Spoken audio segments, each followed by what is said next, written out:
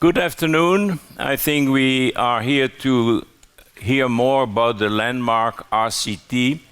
It has been for the second years an idea of Andreas Bombach, the deep dive. That's your favorite title. And so I'm here with Andreas Bombach. I will present the discussant and the guest speaker in a minute with the picture so that you can easily identify that. And then I can go to the first slide, which is the session objective. I remind you that this is a symposium sponsored by MeriLife, the manufacturer of the Myval series, Octacore and Octacore Pro. So the session objective is to gain deep understanding of VARC3 recommendation on TAVI trial, to better understand the landmark trial result, 1-year follow-up, and to learn about 1-year result in specific cohorts, women, small annuli, pacemaker dependency in patient with new pacemaker implantation. Now, you have seen my face, but you have there as a pictures a young Andreas Bombach, yeah. And then we see the discussant from, I think, right to left, Giuseppe Tarantini, Giulia, which is there, then Francesco Begdoni, Andreas Röck, yeah, there, Francesco Ferrez, a long way from Brazil, Marcus Cassel there, and then as speaker we will have Yoshi Numa, Matja Bung, Peter Smith, Ignacio Amat Santos, and Niels van Rooyen. You have seen this guy. So here is the principal investigator. We are not going to go one by one, but I know by experience that if you are an investigator and you are in the room, you are looking for your pictures, yeah? So I think that everybody is there. You have on top some Dutch and then some Spanish people, some German people, from Greece, from Italy, Croatia, Slovakia, Slovenia, Estonia, Hungary. This is a very special trial. I mean, we didn't have the big locomotive of Germany, France, and England. So we have really good investigators across Europe and in other countries like New Zealand with Mark Webster, Brazil with Fausto Ferres, Sweden, Portugal, and Poland. I have to say something very special and give the credit to this clinical event committee. They had a hell of a job. I mean, I think there was something like 1,700 adjudication for 768 patients, and it was led by José Luis Pomar, the chairperson. That's about it, but of course we need some kind of moral authority in the DSMB. That's Franz Josef Neumann, Gerd Richard, and Andrew Simkin, the biostatistician. I think it's about, but we should not forget the 2 major core labs for echocardiography and video densitometry, El Corrib lab, and then CERC in Paris here for the electrocardiography with Marie-Claude Maurice and Peter Smith. That's it for me. Andreas, it's your turn, or should I introduce the first speaker? Thank you very much. Before we do that, just the usual, you can ask questions through the app, or if you give us a shout, come to the microphones. The questions will appear here, and I will make sure that we answer them at a proper point in the meeting. And I think now we can get going with Yoshi. So while Yoshi is going to the podium, I mean, I can tell you that the analysis of a trial by VARC3 is really a tough job, and I mentioned José Luis Pomar, but Professor Onuma will tell you about the subtleties of the VAR3 adjudication. Yoshi? Yeah, thank you, Professor Sirais. So the Landmark trial is the first TAVI comparison trial which prospectively implemented the recommendation of the VAR3. At the time of the design of the trial in 2019, it was a VAR2 which was a standard. After the publication of VAR3 in 2021, the protocol was updated and amended to follow the new consensus of VAR3. And KEC adjudication was all based on this VAR3 criteria. So this is just a brief timeline. The enrollment of the patient started in 2021 January. February, we published some design paper. May, there was publication of VAR3 new consensus. Before doing any of the clinical event adjudication, the protocol was amended so that all the adjudication of the event was based on the VAR3 criteria, and the 30-day report was published last year. And then recently we have some statistical analysis plan amendment to accommodate the change for the clinical efficacy endpoint at 1 year. So this is a VAR3 document. I think many of us are familiar with that, but if you just look at the document, it's a huge document with 18 tables with approximately 250 items for event definitions in the VAR3. And in the landmark trials, as mentioned, 768 patients, there was 1,605 events were triggered and adjudicated by the KEC. So it was a lot of work for the clinical event committee adjudication. So how we did it? So the event trigger was done from the multiple sources.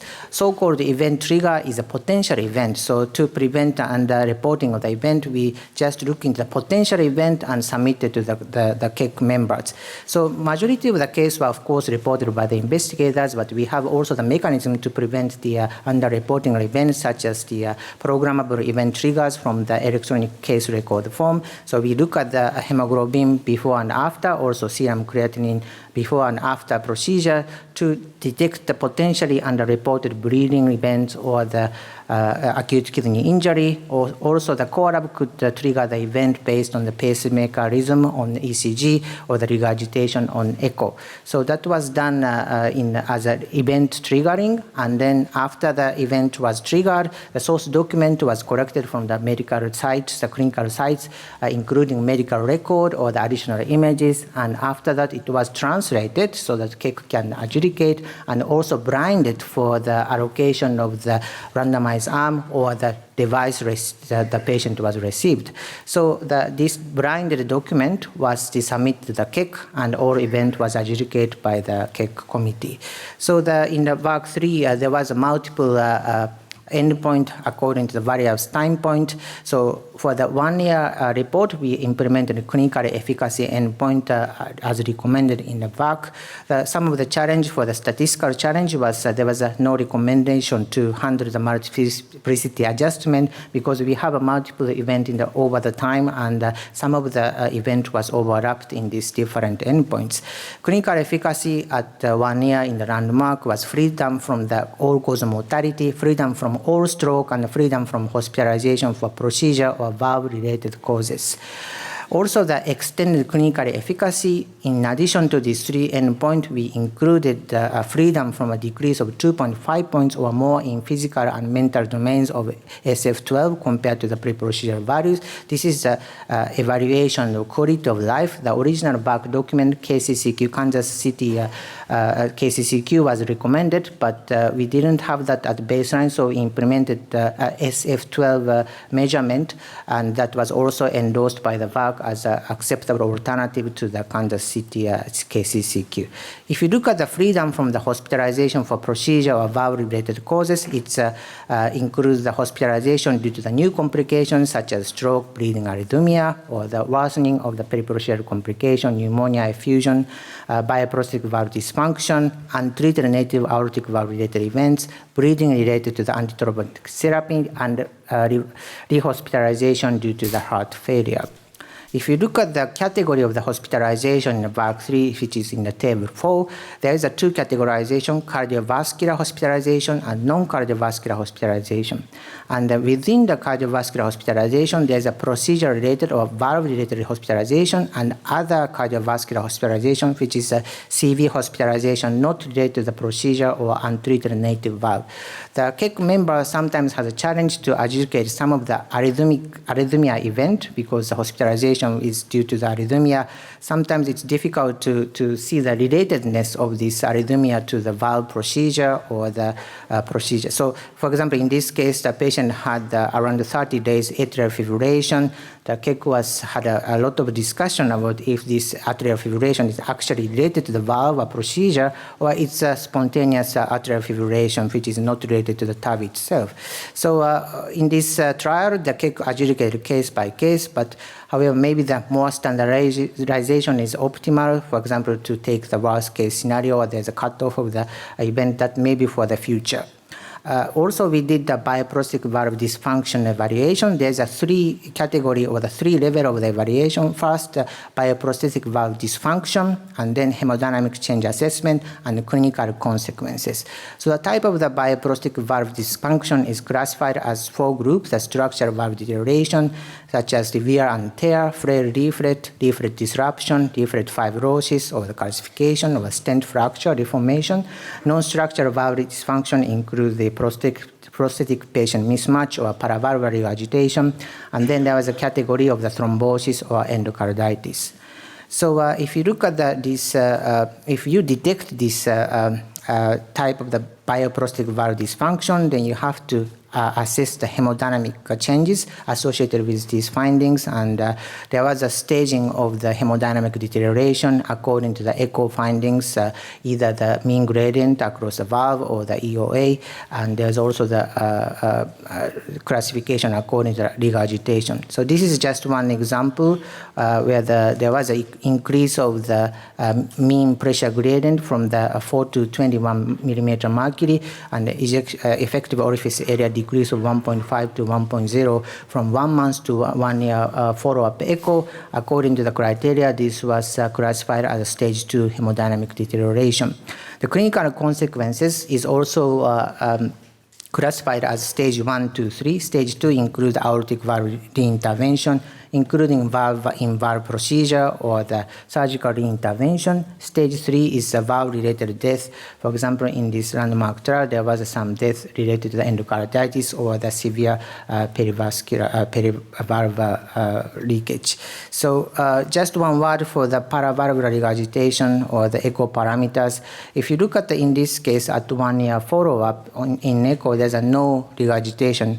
However, if you look back this patient in the history and also the unscheduled echo performed during the follow-up, we found that actually this case had valvular leaks, moderate paravalvular leak, which was resulted in the valve-in-valve procedure.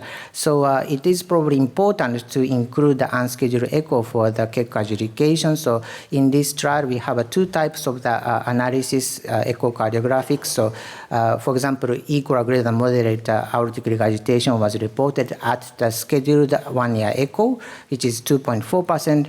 We also report the cumulative occurrence of the equal or greater than moderate aortic regurgitation, including unscheduled echo. Then the rate was 5.3%. So I think it is probably important to include the unscheduled echo, just to not to overlook any of the aortic regurgitation.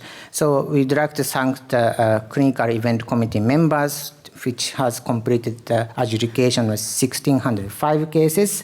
And as a summary, so landmark trial followed the recommendation of VAC 3 by implementing protocol. At 1 year, clinically efficacy composite endpoint was assessed with and without QOL assessment by the SF12 during event adjudication. Assessment for the relatedness of the hospitalization was often considered challenging. 3-level assessment of the bioprosthetic valve dysfunction deterioration failure was complex but feasible. To avoid underreporting of the valve dysfunction, unscheduled echo was also collected and analyzed. Combining the QOL and event has some challenges statistically because it is a mixture of the event and the status. Maybe we could improve further the definitions, but thank you for attention. Thank you. I think we go straight on to the results and then have time for discussion. But I think it's fair to say that it's rare to see that level of granularity and that level of detail assessed in a trial. Yeah, I think the trial set the bar very high for people who want to do that according to the VARC-3. So it's a privilege to present this result. That means a global view of the result that I present this morning on behalf of the investigator in the outline. So this is my conflict of interest. I think that we have demonstrated previously the non-inferiority of the Myval series compared to the contemporary standard SAPIEN and Evolute series with respect to the 30 days early safety endpoint in the Landmark trial. That's what we have published in the Lancet. So the current presentation aims to report the one-year clinical and hemodynamic outcome from the trial. And for those who have already heard the story, I mean, you can relax. It is a prospective, randomized, multinational, open-label, non-inferiority trial. Patients with symptomatic severe native aortic stenosis requiring TAVI were enrolled for 31 centers. You have seen that in 16 countries, and as per the final decision based on local heart team assessment. Don't forget that the ESC in 2021 has decided that the heart team is the final judge for the indication of replacement. So we had 768 patients randomized to the Myval series, 384, and the contemporary series, 384. You see the number of SAPIEN and Evolute. We had about 32 Myval octa-core and 336 Myval.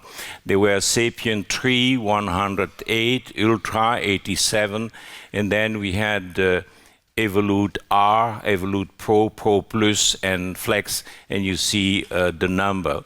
And as has been explained by Yoshi, the clinical efficacy at 1 year, and I don't have to explain that, thank you, Yoshi.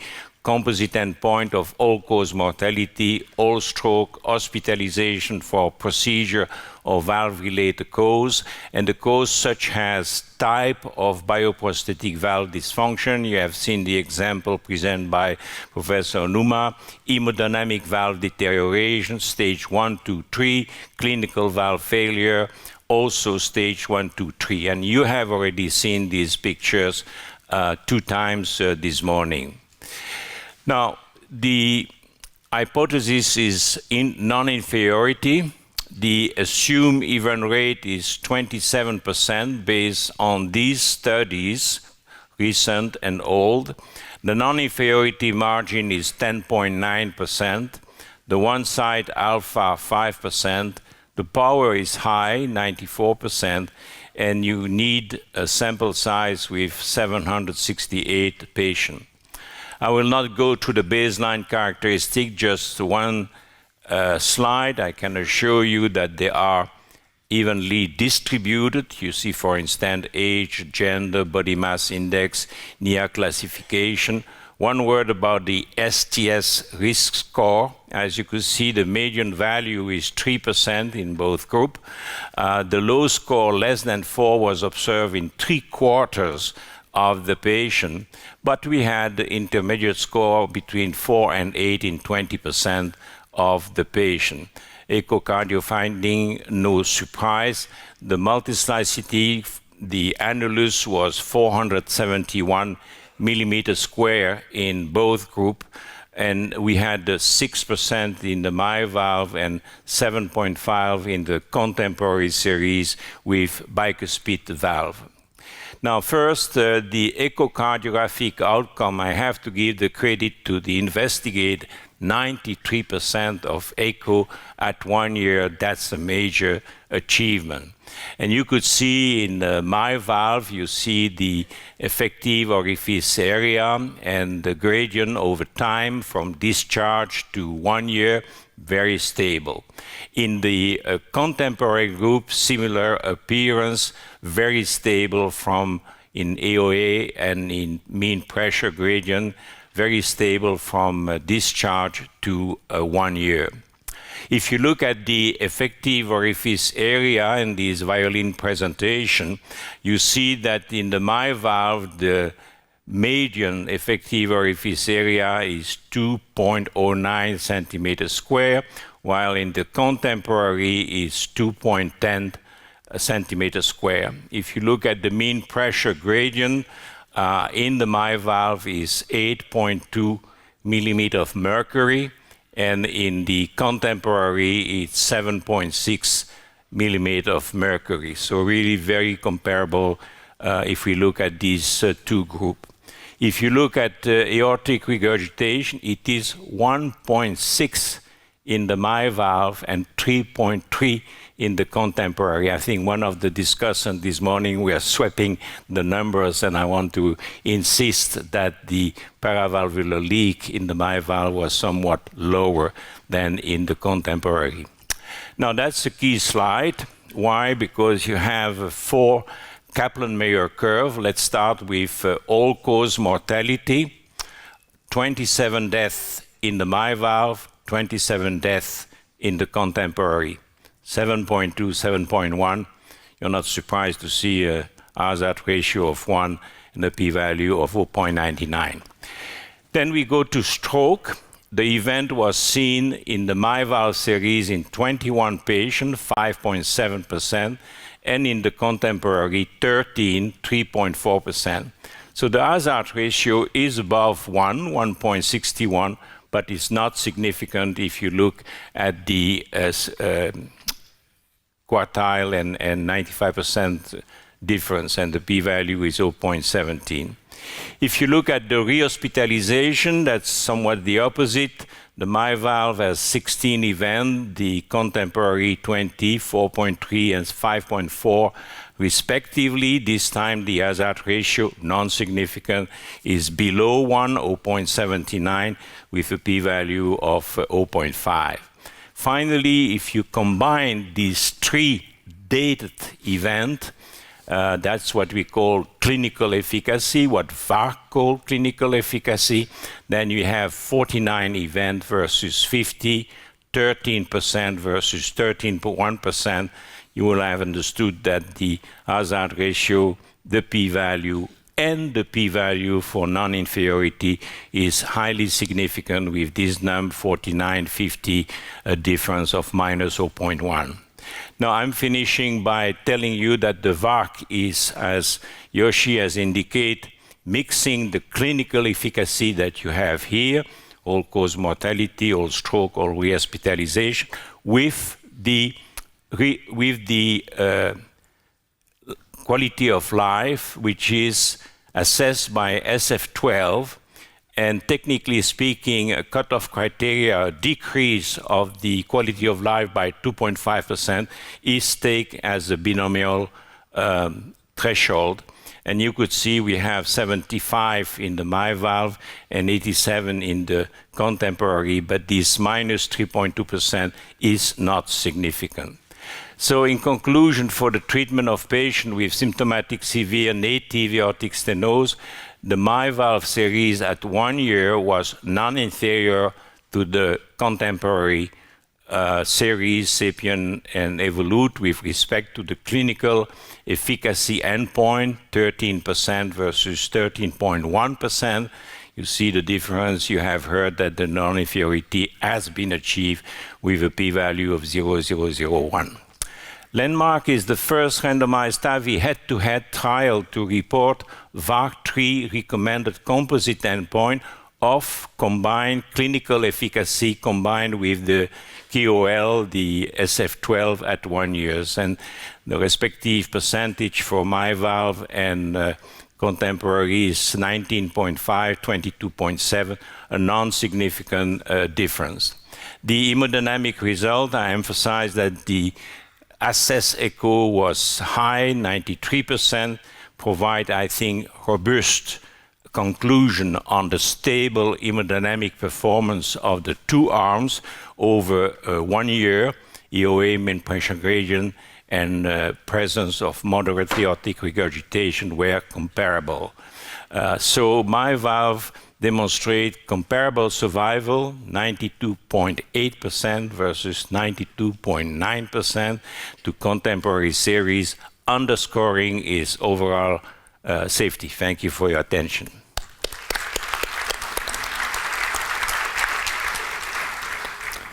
Thank you, Patrick. We have time for one question, and we have one question. The obvious question came in from Anonymous. Will you share also a more detailed version of the contemporary arm? When will we see the individual data for the contemporary? Yeah, I think that's it's of course a strategy of report and publication. We are not 100% responsible for that. I think it's a good strategy, but it's clear that everything will be ready, prepared, and probably published at the time of London Valve. Yeah, and it's of course a very relevant question because you have seen with SMART trial the difference between Evolute and the balloon expandable, and now we have two balloon expandable versus self-expanding. So it will be a quite exciting exercise to look into this data. London Valves. Okay, let's move on. Now you have seen the VARC 3 and the fantastic display by Yoshi Onuma, and that means there is a lot more granular detail in our data set, and I'm trying to dive a little bit into the depth of that data set and see whether we can get more information, more interesting information out of these results at 1 year. So we have a clinical efficacy endpoint. We've heard that now several times, and the extended clinical efficacy endpoint with the SF12, with the patient-reported outcome, which is a request from many panels to try and get a bit more into the outcomes that are relevant for patients. But before that, we'll go to the secondary endpoint. So we've got the individual components of the clinical efficacy endpoint. That's clear. That's what we are used to. Then we've got bioprosthetic valve dysfunction, hemodynamic bioprosthetic valve deterioration, and clinical valve failure. That's the bad ones. So we've seen that, all-cause mortality, all stroke, and procedure or valve-related hospitalization, 16 and 20 here, and no difference in these. And we've seen that as a Kaplan-Meier. But these are the details of why patients have come back for procedure or valve-related hospitalizations. New complications, the same. Green is always the Myval series, and red is the contemporary heart valve series. Heart failure-related hospitalization, 4.8. We're talking really small numbers, but really no difference in exacerbation or deterioration of previous in-hospital peri-procedural complications. That could be peripheral. And then bioprosthetic valve dysfunction in 2. So no difference here. And if you look into the bioprosthetic valve dysfunction, again, 41, 48, no difference overall. Structural valve deterioration, as a reminder, these are stent fractures, wear and tear, frail leaflet, really something wrong with the valve. 1 in the contemporary series, none in the Myval. Non-structural valve dysfunction, mainly PVR or patient prosthesis mismatch, 36, 45. This is by far the biggest group in this parameter, but no difference here. Valve thrombosis, again, how many have we? got Myval 4, 1.2% at 1 year, contemporary 5, 1.3% at 1 year. And then endocarditis, that's always bad news, 4 in the Myval and 1 in the contemporary. Of course, small numbers and no difference there. And again, we then have to assess whether that leads to hemodynamic changes, to assess stage 1, 2, or 3 with all these echo criteria that Professor Onuma has shown to us. And if we look at that, then we have stage 1 with where we have morphological deterioration, but not significant in terms of hemodynamics. That's the majority, 7 and 4, no difference here for the stage 1. Stage 2, moderate hemodynamic valve deterioration is 2 versus 2, and obviously nothing. There's no case of a severe hemodynamic valve deterioration in this study. Clinical bioprosthetic valve failure. Stage 1, we've got 1 and 3. Again, small numbers. Stage 2, that's a bit of a mismatch, but that's probably chance. 5 in the contemporary series and none in the Myval series. And then valve-related death, 2 and 2. And there is some explanation why the percentage are slightly different. That has to do with the time point, but it's 2 each. And then again, it is the first trial that really took VARC3 by the letter and had mortality, stroke, hospitalization, and this 2.5 points decrease of SF12. We can discuss that. That's recommended in a sentence in the VARC3 document. Some experts would say clinically relevant is 3.5 or above, but that's what's in the document, and that's what's being used for this study. And we have seen this where we clinical efficacy and we have the decrease as numbers 29 and 38, and again, no difference. So that's the conclusion. It's the first trial that has reported all 4 VARC3 components combined. We have the efficacy plus quality of life, and really overall there's no difference between those 2 series. Thank you very much. Thank you very much, Andreas. I think as a general comment, we can say that forget the head-to-head comparison, but the results are very, very reassuring about percutaneous treatment, because that has been scrutinized at the highest level in a blind fashion all the way. So I'm pleased to see this type of result. And you have emphasized that it is small number, and many of them can be today by chance. Okay, so the next speaker will be Matthias Bunk, which was, I think, the recruiter number 4 in this trial, if I have a good memory, and he will discuss the hemodynamic analysis. Matthias. Thanks for the opportunity. After these excellent first 3 speeches, there is not much for me left to show and say. So I'm going to talk about some echo results from this randomized trial. I think the most of the data were already presented. So the basic idea of echo in this study was to do the follow-up and to evaluate what is the clinical performance of the valve in both arms.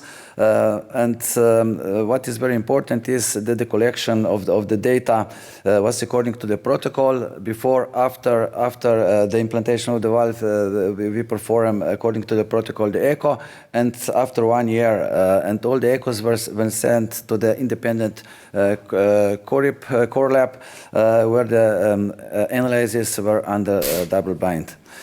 What is important, it was stressed that it was not 100% follow-up or collection of the data. There are just some of the reasons why the data after 30 days or 1 year were not complete. So some of the patients died, some of the echoes were not enough quality to be properly analyzed. And what is also, some of the patients were not completely follow-up because of these different reasons. But let's be positive. As was stressed, the collection of the data after 30 days and 1 year was more than 97 and more than 92%. If we compare this collection to the other studies, which deals also with the comparison of the two valves, you can see here it's quite comparable to compare TAVI, but in the rest of the studies, the collection was worse. So today was many times mentioned that this WARC 3 criteria are very demanding. So we started actually with the protocol with WARC 2 and shifted to WARC 3. Fortunately, we are not the researchers or the recruiters involved in all these analyses, which were very demanding. But you can see here that the value of echo, the importance of echo is in both level, in evaluation of morphology and the function of the valve, which is involved in the WARC analysis. In the history, we used to use patient prosthesis mismatch as one of very important parameter for evaluating of the quality and probably also as one of the parameters for long-term clinical results. But nowadays, this parameter is losing its clinical value because it's bound to the body mass index, and better echo evaluation, CT scans, and hemodynamic measurements are coming in front. And this was also adopted in this landmark clinical study and analysis. So all the data regarding to the echo were already very nicely presented by Professor Serais. You can see here after implantation of the valve, improvement of AO in both groups, in Myval and in contemporary. And what is very important, that these data are stable over the 1 year follow-up. The same story is with the mean gradient, which was quite high at the beginning, and at the end of the study and the follow-up in 1 year, in both arms, the mean gradient was stable and comparable. Similar is also about the effective orificial area. You can see here the mean value 2.09 and 2.1 in Myval and contemporary series, and the same story is also with mean pressure gradient, which is low and was presented also in the previous slide. I know that it was very demanding to evaluate all the echo clinical data because the quality of the echoes was not the same from all the sites. But at the end of the analysis, we can see here what was also stressed, that there is few severe aortic regurgitation in both arms. But what was a little bit surprising, less in Myval than in contemporary series, and this is a very positive result that was already stressed. Regarding to the patient prosthesis mismatch, which is very popular in the everyday discussion and also in some analysis in the articles, but as I mentioned, WARC 3 does not specify reporting patient prosthesis mismatch, especially in follow-up. So it was calculated just after implantation of the valve, and you can see here, especially in the moderate category, my valve is doing a little bit better than contemporary valves. So this is how correlates the mean area of the valve with the valve nominal size, and you can see here quite similar result as was after 13 days. So my valve is doing better at the same nominal size as contemporary valves, except in 20 millimeters valve, where is probably a low number of the valves involved in the study. Therefore, every valve is important, and here probably the number of self-expandable valve prevails. So let me conclude. As was shown today, this is the first study that compares 3 valves. I think that 1 year follow-up showed similar hemodynamics in Myval and contemporary THV series. We noticed that there is a little bit less patient prosthesis mismatch and severe aortic regurgitation, but therefore we are going to do the follow-up to see what is the real clinical value of this clinical result. Thank you. Thank you. Very good. I think we will go immediately to the last, in that section, the talk of Peter Smith. 1 year pacemaker dependency is PPI. You know, it's a nice collaboration. I mean, Peter was responsible for the core lab ECG in Paris, in CERC, and then the aortography and the echo was in Galway. So that's the first time, I hope not the last time, that we are going to work together. Yeah? Perfect. Thank you, Patrick. Let me take you back to the 30 days results, and that we did the analysis that we started with was on predictors of conduction system disturbances resulting in new permanent pacemaker implantation within the Landmark study. Well, I think this is no surprise to you that permanent pacemaker implantation after TAVI increases risk of complications, financial burden, and prolonged hospitalization. Therefore, identifying predictors of PPI is essential. And this analysis aimed to investigate the predictors of post-TAVI PPI in Myval, SAPIEN, and the EVOLUTE series within the Landmark trial. And that PPI is not a trivial thing is also illustrated in this very recent publication from the Swiss TAVI registry, where they showed that patients that have a pacemaker pre or post TAVI have higher mortality at up to 8 years post procedure. So it's really, I think it's an important thing to prevent PPI in your TAVI patients if possible. And it's not only mortality that was increased, it was also in heart failure as well. So coming back to the 30 days result, I think you have seen these results many times, but you see that in the Myval series it was 15% new permanent pacemaker implantation, whereas in the contemporary arm it was 17%, numerically lower with the Myval, but not significant. So when we looked at the predictors of permanent pacemaker implantation, we looked at specifically at the population that was treated with one of the devices. So we excluded the patients that had already a pacemaker.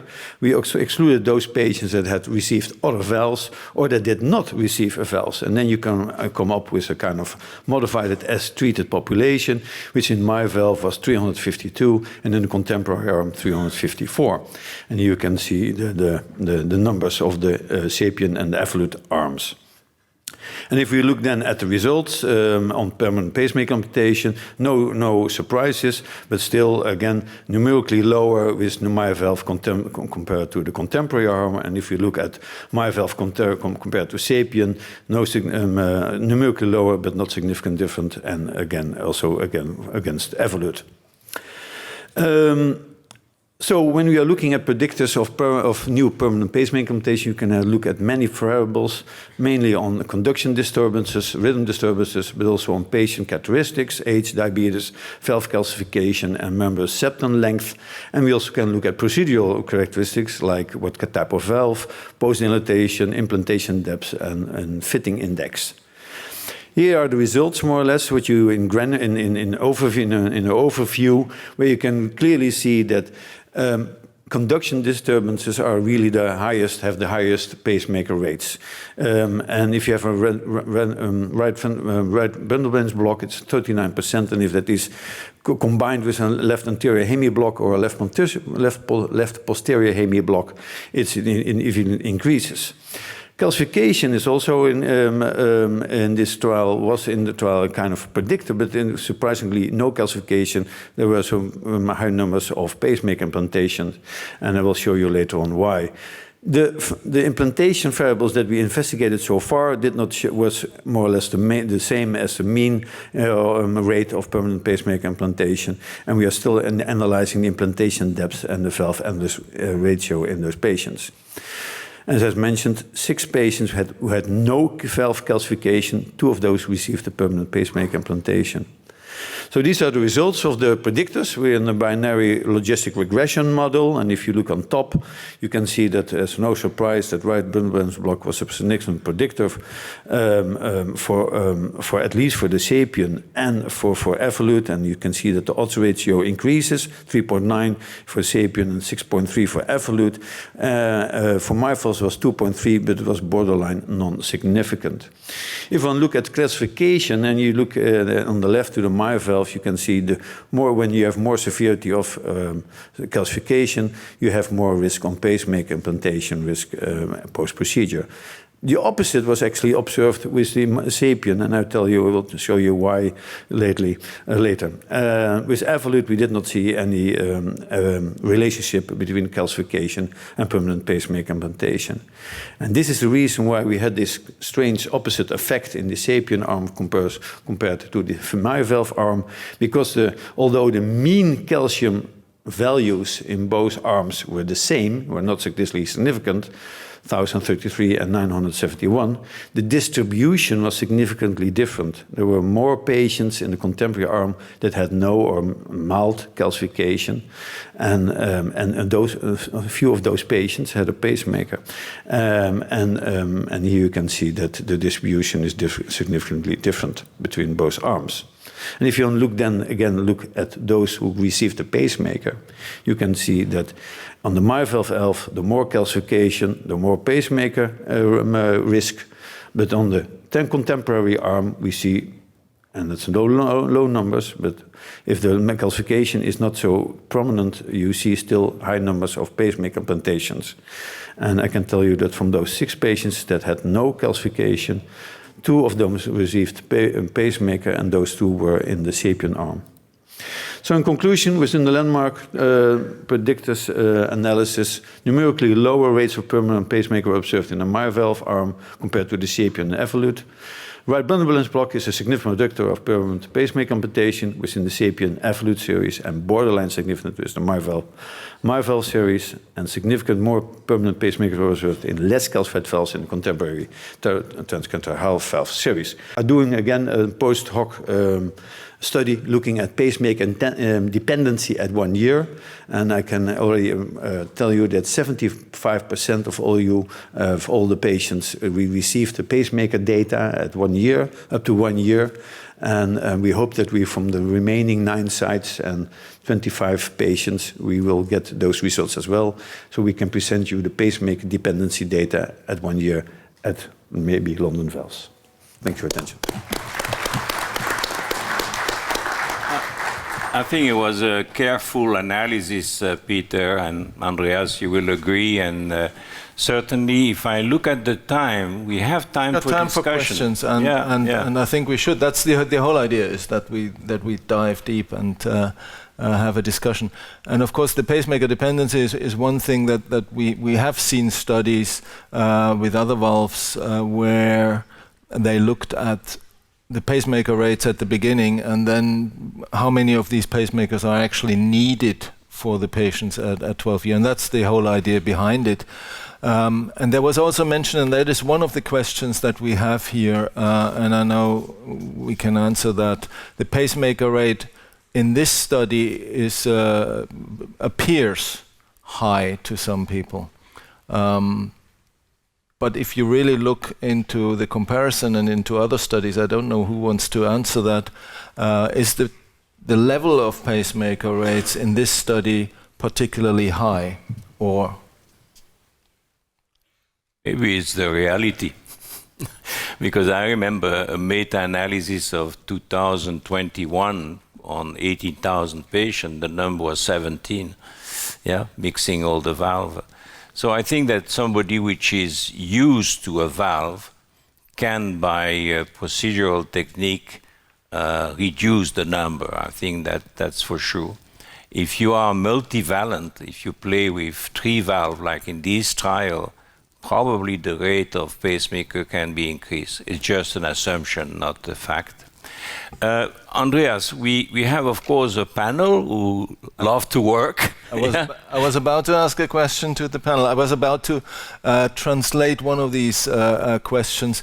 And it's again about pacemaker, but can you dive into the implant technique, Giuseppe?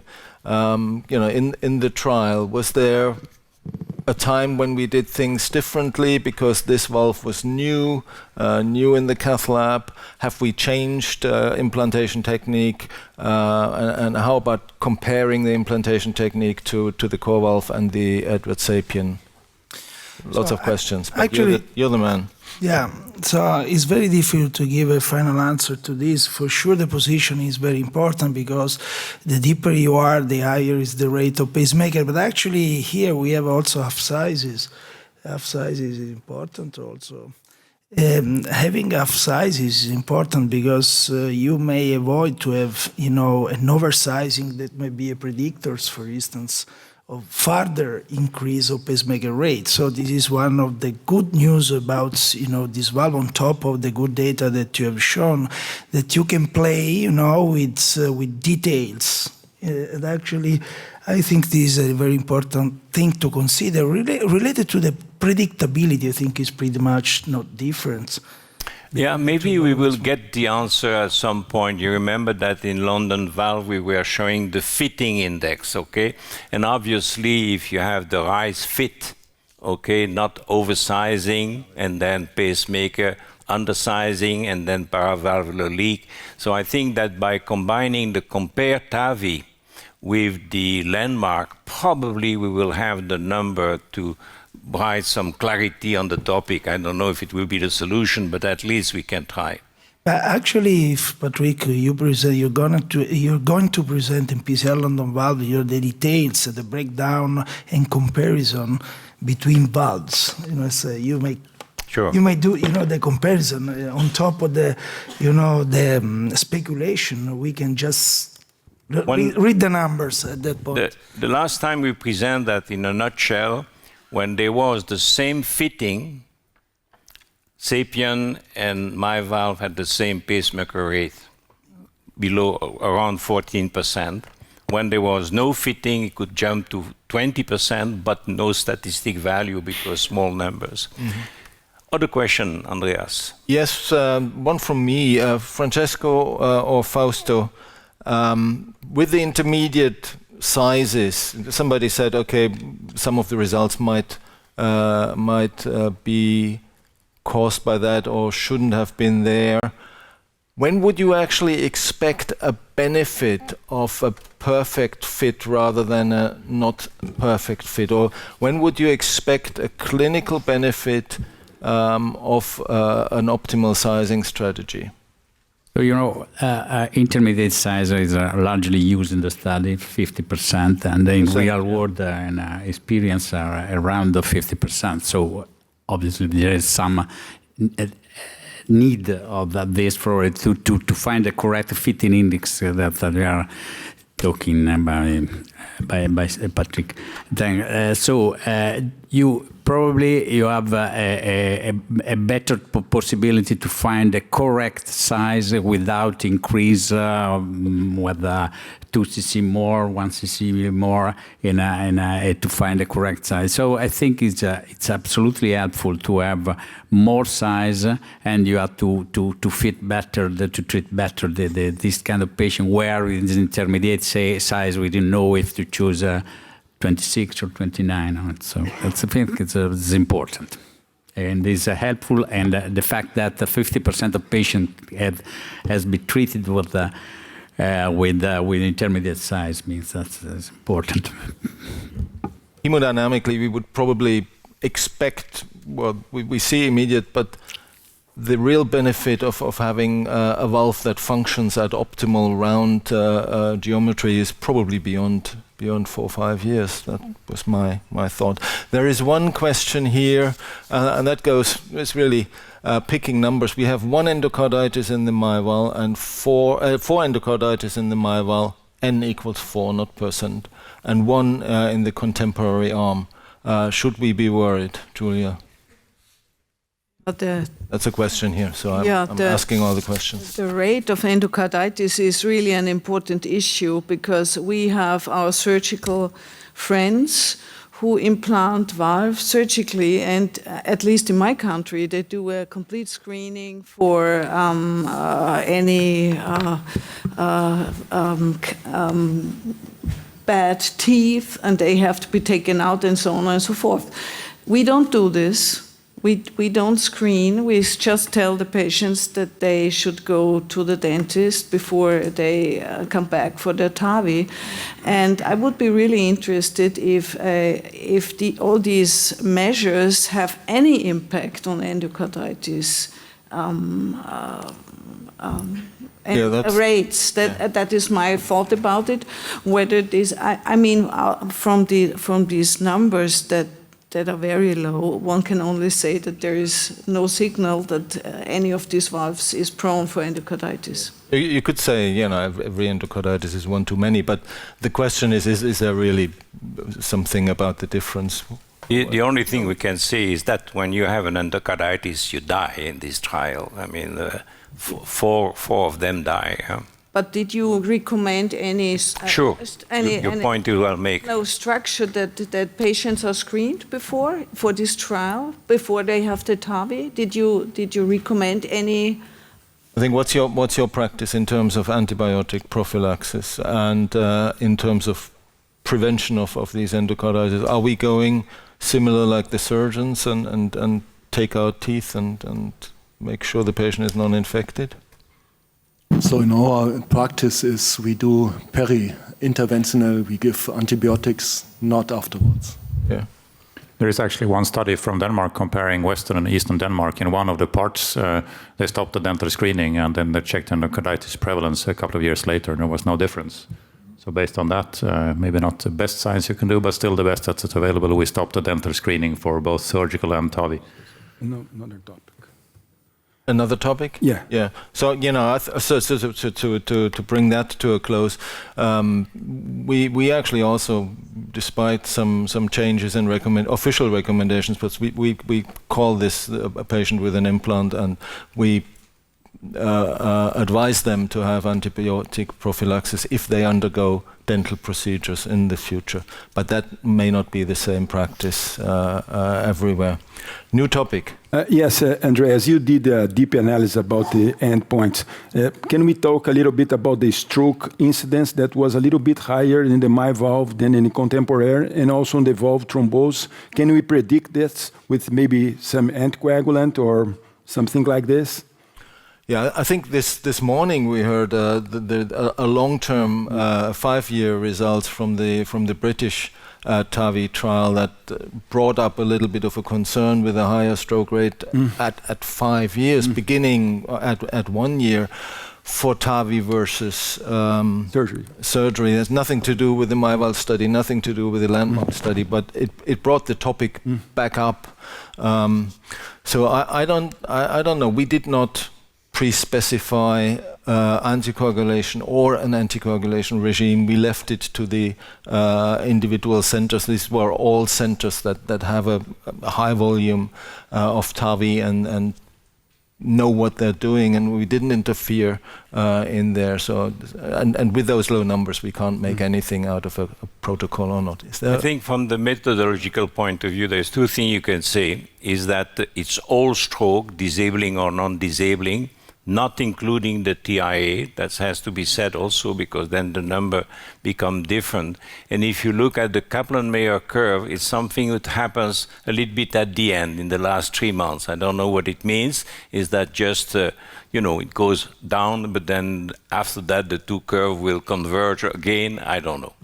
Actually, one point to consider also, Patrick, is the rate of new onset atrial fibrillation that might be distributed unevenly between the two, because you didn't stratify for that. So actually, you cannot stratify for that.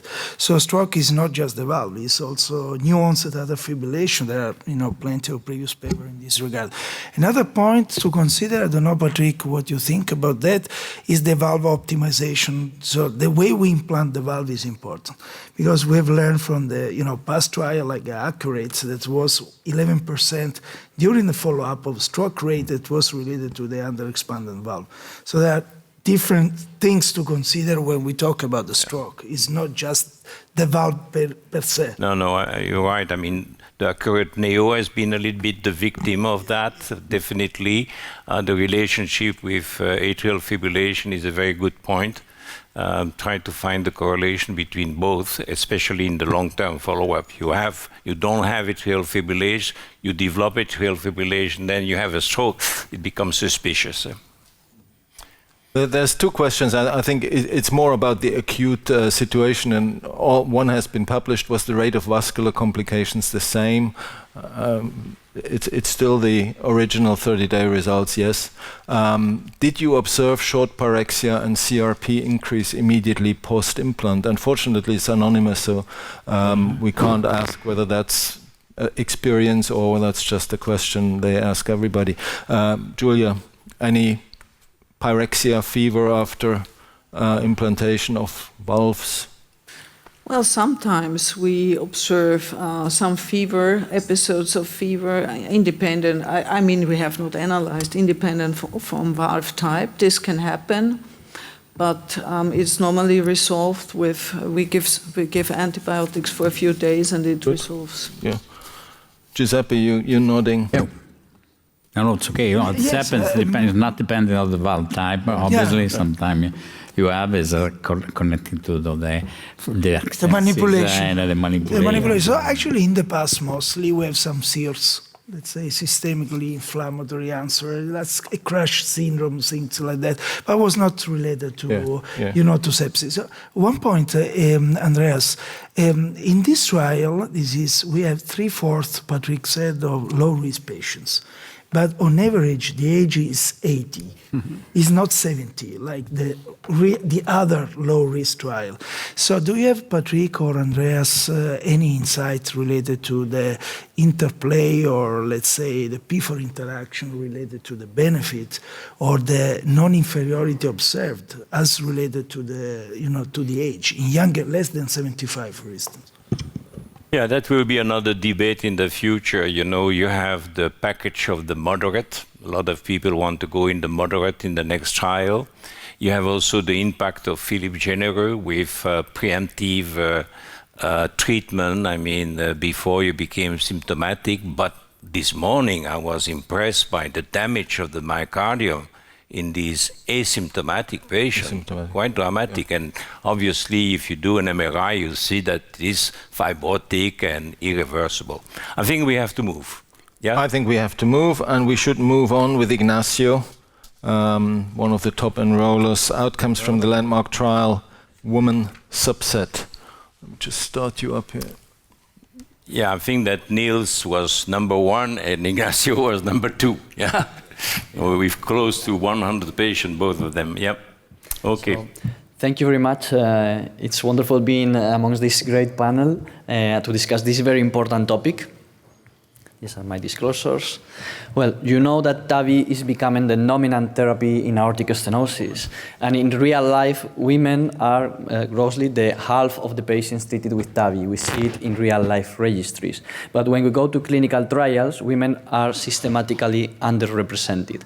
And they have specific subsets, specific risks. You can see here, typically, we have small annuli, not so calcified, but fibrotic aortic stenosis, smaller vascular axis, so the outcomes are likely differential. We recently have a pool analysis of the REIA trial, where they randomized to TAVI or surgery in women, and also data from the Partner 3 trial, and we saw that women benefit especially from TAVI as compared to surgery. And there are several reasons for that we will discuss.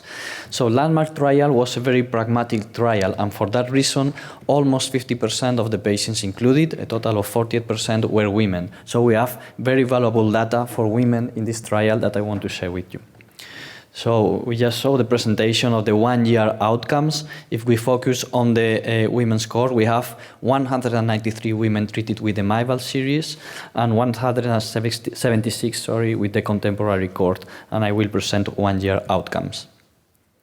The first important finding is that the most common valve used in the Myval THV series was the 24.5. This is compared to the 23 most commonly used with the Sapien series and to the 29 with the Evolut. And globally, almost half of the patients were treated with intermediate sizes in the Myval cohort. Then moving to the baseline characteristics, we see that there were no significant differences in most of them, and we have to highlight the high proportion of low-risk patients, 68% in both arms, and also that more than 50% of these patients lied within the category of small annuli that Niels will present later in further detail, but this is very particular and differential from men. Regarding the clinical efficacy endpoint that includes all-cause mortality, all stroke, and procedure or valve-related hospitalization, there were no significant differences for women between the Myval, 9.5%, and the contemporary cohort, 9.8%. So clinical efficacy was similar, and I was just to mention that independent elements of the primary endpoint, including mortality, did not show differences, stroke, no differences, rehospitalization for procedure or valve-related reasons, no differences, and this was the global primary endpoint, efficacy endpoint at 1 year.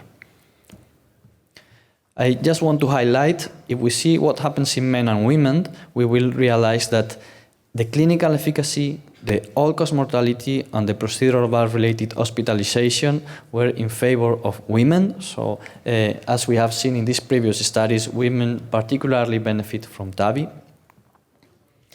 And if we put together the clinical efficacy and the quality of life, we will see a significant increase with both the Myval and the contemporary cohort that was numerically higher for the Myval arm. Regarding durability, which is a very relevant issue, especially in small anatomies, we can see that there were no differences in bioprosthetic valve dysfunction between the two arms, in the hemodynamic bioprosthesis valve deterioration, or the clinical bioprosthesis valve failure that before saw their definitions in the first presentation. And gradients and effective orifice area were also comparable between Myval and the contemporary THVs. No significant differences, no relevant numerical differences. 91% of the patients in the Myval group were in NIHA class 1 or 2 versus 95% in the contemporary cohort, and this was non-significant, so similar grade improvement in NIHA class. And the 6-minute walk test improved significantly both for the Myval and the contemporary series with no differences between them.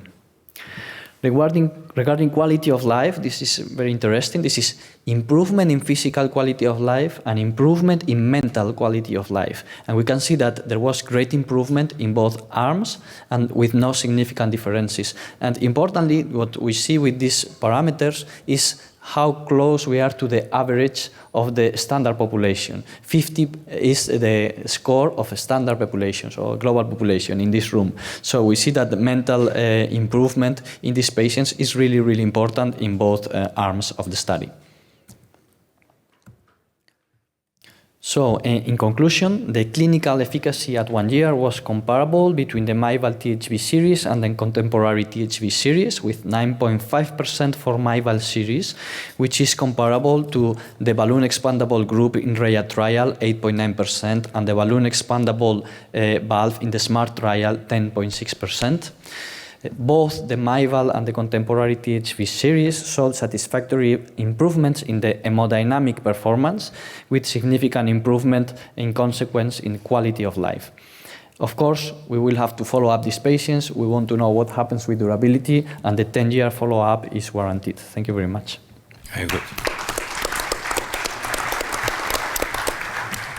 We will continue and then have the question later on at the end of the meeting. So now we have Niels van Rooyen, which has been said was the recruiter #1 in this trial with more than 100 patients, and he will go to the topic of small annuli. I think that I have seen 1 or 2 slides where the devices are separated, no? Yeah, well, I'll show you later. Okay, you will make somebody happy in the room, yeah. But we will not tell anybody else. Okay. Yeah, go ahead. And I want to mention it was a pleasure and honor to be a part of this trial. There's also a downside of being #1 enroller, because I'll be it for the next 9 years. So that's a lot of follow-up that we have to carry out. But just like the inclusion, that's also teamwork. So as said, happy to be able to contribute to this trial. So now we will focus on patients with small aortic annuli. These are my potential conflicts of interest. And we performed this study because small aortic annuli patients actually comprise up to 1/3 of the TAVI patients with, as previously said, the majority being women. And these small annuli come with an increased risk, procedural risk, but also the risk for prosthesis-patient mismatch and reduced valve durability. And that's why it is now a key research focus. So the definition of a small annulus is also arbitrary. What we used in this analysis is a cutoff of 430 square millimeter, the same that was also used in the SMART trial. So you've seen this previously. This is the flow chart of the overall trial. And as said, what we will focus on in this presentation is the one-year outcome data, clinical efficacy endpoints of this specific cohort of patients, 245 patients with an annulus of 430 square millimeters or lower. These are the demographics for the specific cohort, and they were equally distributed. Few highlights. Age has been said previously, so 80 mean age. The vast majority female, so 85% of these patients are actually women. And then also mentioned before, in general, low-risk patients or at most intermediate risk. Then going to the clinical efficacy endpoint, as said previously, so it's a composite of all-cause mortality, all stroke, and procedure or valve-related hospitalization. And in the Myval, that percentage was equal to the percentage in the contemporary arm, 9.1% versus 10.2%. And also no differences with regard to the individual components. Then when you add quality of life, also mentioned before, a FARC-defined endpoint. And again, again, no difference between the arms, so 16.8% in the Myval arm versus 19.2% in the contemporary arm. NIA classification, as you can see, a steep increase, clear improvement in both arms. So TAVI is doing something really good for our patients, as also shown in this trial. And at 12 months, no difference between the two arms. Then the echocardiographic parameters. So these are you've seen the echocardiographic parameters for the whole cohort previously. Now this is focusing specifically on the small annuli patients. And also in those small annuli patients, we did not see any difference between the Myval arm and the contemporary arm. And remember, contemporary arm here is a mixed bag of evolute and sapien valves. So this is true for mean pressure gradient, and hence, of course, also no difference in effective orifice area between the two arms. Then the number of permanent pacemakers, that was also comparable, so a little below 15% in the two arms. Where we did see, at least numerically, a difference was the occurrence of moderate or severe paravalvular leakage, which was only 2 patients in the Myval arm versus 8 patients in the contemporary arm, but this was not significantly different. Now, the big elephant in the room, it was also the first question, so what about the 3 different platforms? And I think this is very important to get these data, and we will have these data. But important to realize that most of these data have been published for the different platforms for the 30-day outcomes. And I think that already gives a very good projection of what we're going to be able to expect for the 1 year, because several of these parameters are quite stable over time. Now, what did we already publish? So this was a Euro intervention earlier this year. So if you compare Myval directly to sapien, there's no difference in the primary composite endpoint. There's no difference in pacemaker implantation. There's no difference in PVL. What we did show was that there is a significant difference in the effective orifice area, and the effective orifice area being higher in the Myval treated patients. So if you compare the Myval with the effluent, again, no difference in the primary composite endpoint, no difference in pacemakers.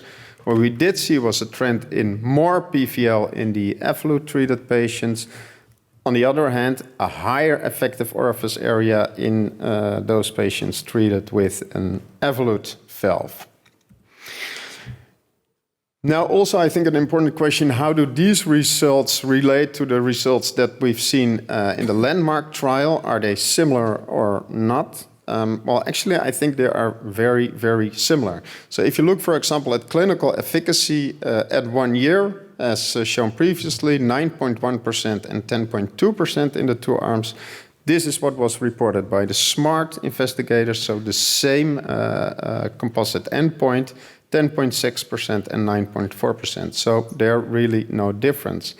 If we then go into the pressure gradient, so this is the mean pressure gradient, also very, very similar results. So SEV, self-expandable valve, in the SMART, those were evolute valves. And as you can see, very similar values as compared to the evolute treated patients in the Landmark. This is getting annoying. It's forwarding. Yeah, it's forwarding automatically. Or somebody in the back is having appetite for lunch. So very comparable for the self-expandable valves. Balloon expandable valves were SAPIEN in Landmark, also on a comparable level. And the Myval seems to be somewhere in the middle, so in between the SAPIEN and the evolute platform. And the same is true for effective orifice area, so higher effective orifice areas for the evolute treated patients in both trials as compared to the SAPIEN treated patients. And final slide it is. And again, the Myval treated patients somewhere in between those two platforms. So this is my concluding slide. Clinical efficacy endpoint at 1 year was comparable between Myval and contemporary valves in patients with small annuli. They both showed satisfactory improvements in hemodynamic performance and enhancement in quality of life. The results from the Landmark study, and this is not a formal comparison, but at first sight seem comparable to the results as reported by the SMART trial investigators. And continued follow-up up to 10 years will further investigate long-term patient prognosis and valve durability. Thank you for your attention. I think the good news is that we still have 12 minutes and 44 seconds for discussion.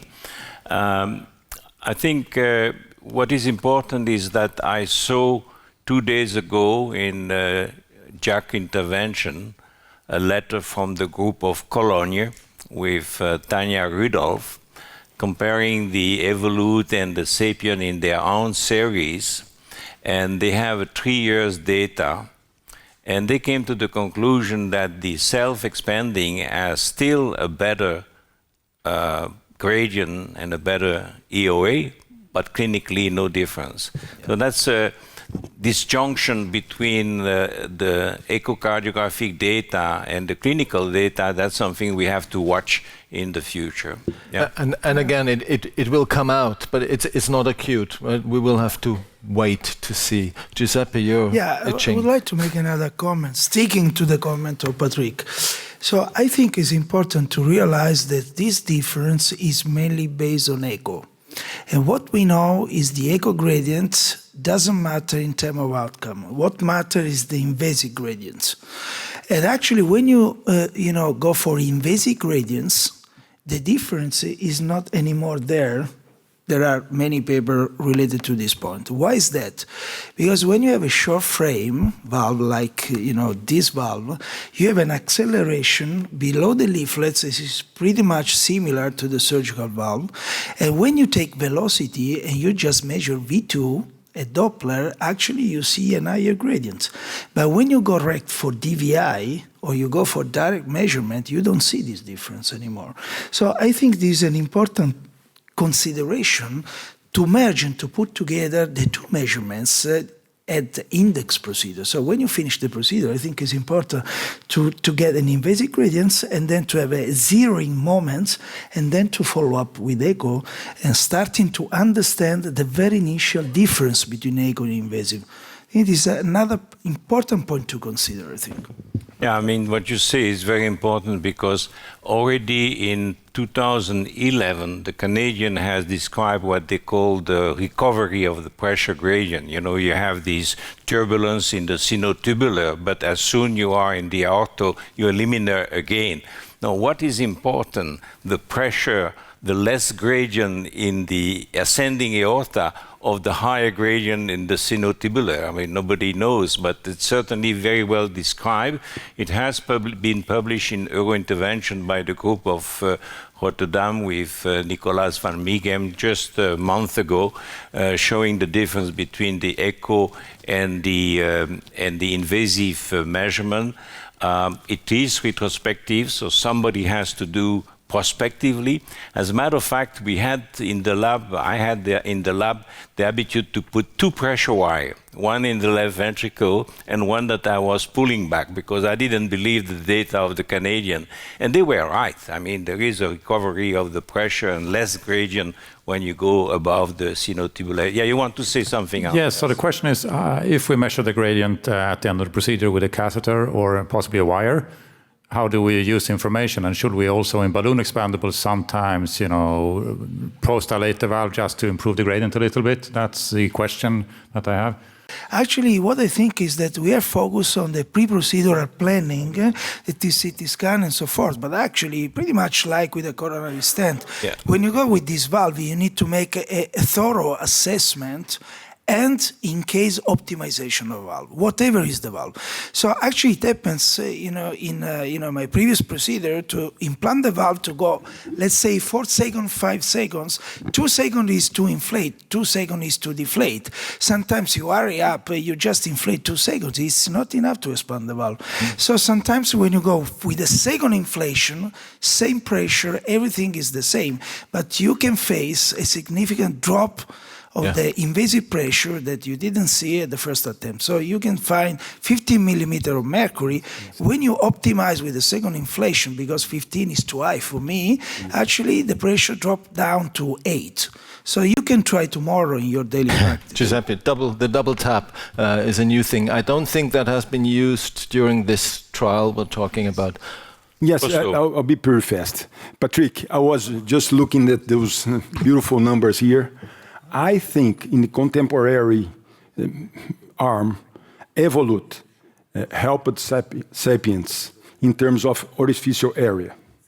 Orificial area was 2.2 with Evolut and 1.8 with Sapiens. And Evolut and Sapiens helped Evolut in terms of aortic regurgitation.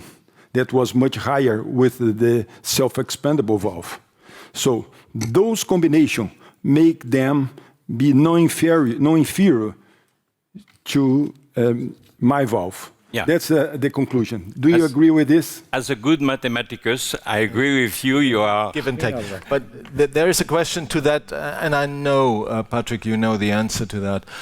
It goes right down that avenue. Can you explain why the effective orifice area is larger for Myval than Edwards, and that's the Edwards that was used, not the Resilia? Yeah, I mean, that's something which has been, I was very surprised last year in JACC intervention again, you have the introduction of the Resilia.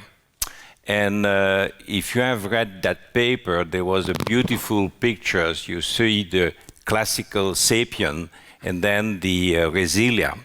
And you could see that the thickness of the attachment of the leaflet to the frame, to the metallic frame, was very thick. And then in the Resilia, that has basically disappeared. So I interrogate the Mary Live and said, what is the thickness of your attachment? I didn't get a clear answer, but it's probably in that direction that you have to look for the improvement, because when the thickness of the attachment is good, the leaflet has a more tendency to parallel to the frame, to open a little bit more. There is maybe also the anti-calcic solution, because I overlooked the fact that the Resilia was being used for the last 5 years in the surgical valve. Yeah, and there was also some very good result in terms of hemodynamics. So the topic is still open, but I think we have already published in the structural journal, the journal of Tony, in Colombia, and so the Resilia versus the data of Landmark. I mean, using the mean and the standard deviation, but they give you an indication. But yeah, so basically there is a real reason for the difference that was seen in the previous models, and that probably won't be that prominent in the new models. Do we have final questions from the panel? If you allow me, I would like to talk about the female. I mean, the female paradox in TAVR. So we have seen in surgical series that there is a higher risk with the female with aortic stenosis, higher surgical risk. We have seen several trials now with TAVR that the female, they do better than men. Is there an explanation for this? And we saw that even in the Landmark trial. It's a little bit better results with the female than the male. Can you see an explanation for this? Julia, your guess. Well, probably there is a difference in the disease that is behind aortic stenosis in general between men and women, because men have more coronary disease, have more dilated left ventricles, less hypertrophic in relation to the dimension, and women have more the small hypertrophic non-coronary artery disease phenotype. And women, I mean, this is just a guess, but women have smaller LVOTs. And if you analyze, I analyzed the amount of calcium that is needed for a woman or a person, also man, with a small aortic valve to cause significant aortic stenosis is less in individuals that have a small valve. So obviously it does not go in parallel, the size of the annulus and the size of the ventricle, and you have higher gradients from the beginning in individuals with small anatomies. And probably women for this reason can tolerate better and have different physiology. Yeah, they are different. I think the more surprising thing would be if all the results were the same. They are more resistant. Women. Let's come to the key takeaways. I've got one slide, and then the summary is the Landmark trial followed the recommendations of VARC-3 by implementing a standardized protocol that was painful and a lot of work went into it, but it gives us a granularity that is unrivaled. The Myval THV series was non-inferior to contemporary THVs, and we know we will see the individual arms at London Valves at 1 year now, and we will continue to do that to 10 years. And the rate of permanent pacemaker implantation in the Myval THV series was comparable to that in the SAPIEN and Evolut THV series. At 1 year, the performance of Myval was comparable to contemporary THV series in women and in patients with a small annulus. Final words? Very good. Fine. Yeah. Thank you very much. Thank you very much, and the audience for the question.